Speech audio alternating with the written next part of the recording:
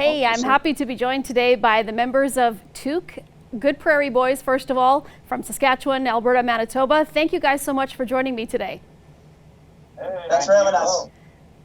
I want to talk about the single. First of all, we don't have a whole lot of time, so tell me about Never Enough for You. It's a great song. I just love the way it sounds.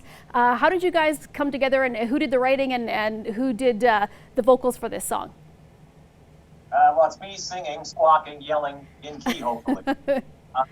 We just kind of came together with the whole 80s-isms and sort of things that we grew up on play a little bit into the song. I wouldn't say we were trying to like harken back, but we tried to make it as fun and poppy and upbeat as possible, I think. Am I speaking out of tune?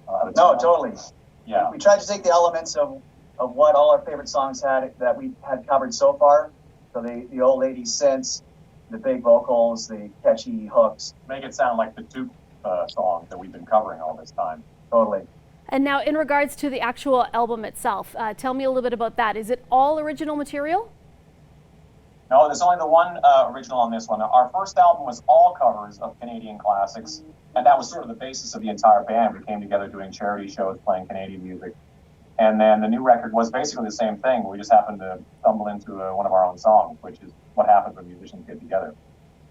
So how excited are you guys over the next few days here to be back in Saskatchewan to do some stuff, I guess, also in going to Calgary, going to Winnipeg? Is it good to be back for a little bit?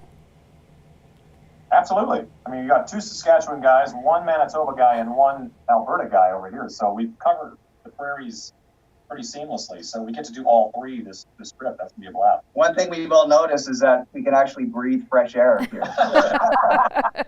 So how is it different for you guys? I mean, you're coming off playing with Slash, with Shania, you know, some huge names, and now you're going to be playing in some smaller centers. What's it like is that a little bit, you know, it's a more intimate setting for you, but is it just as exciting?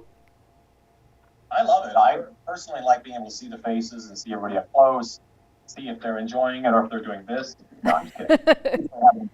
It's always kind of great to be able to celebrate together.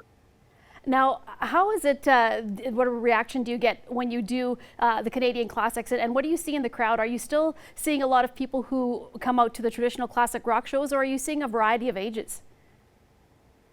We have a lot of different ages. We have a lot of young people coming out of nowhere, and that was kind of the purpose of this band in a lot of ways, to start playing old classic Canadian rock that we love and turning it on to a whole new generation and turning it on to geographically different places that never would have heard bands like the Queen City Kids, Street Heart, Orphan, and on and on. So that in that way, we've been quite successful in reaching a younger audience than Japan and Australia and Brazil. South America. Yeah, we have fans in Brazil. There's a Brazil Toque fan page. How do you like that?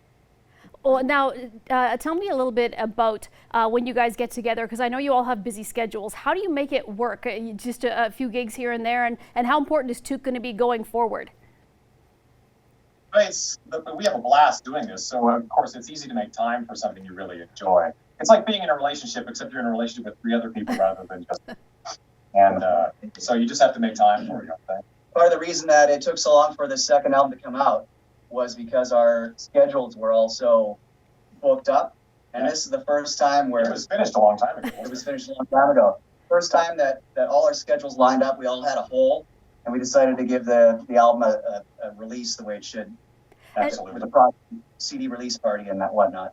And what about the video? Where did you guys shoot it, and how long did it take to do the video? And who came up with the idea for it? The director, Dave, is from Winnipeg, so we shot it here. Brent Fitz is from Winnipeg. He's the mayor of Winnipeg, really. And we sort of, we shot it over, I don't know, I think it was a day, but it felt like 3 or 4 years shooting it in the freezing cold of a Winnipeg winter. But in a cool old, what is it, a water? It's a water hydro pump station. It's yeah. Completely abandoned. It's right in the center of Winnipeg. And it's unbelievable, all the old gear and gadgets. And it's a real danger hazard for anybody.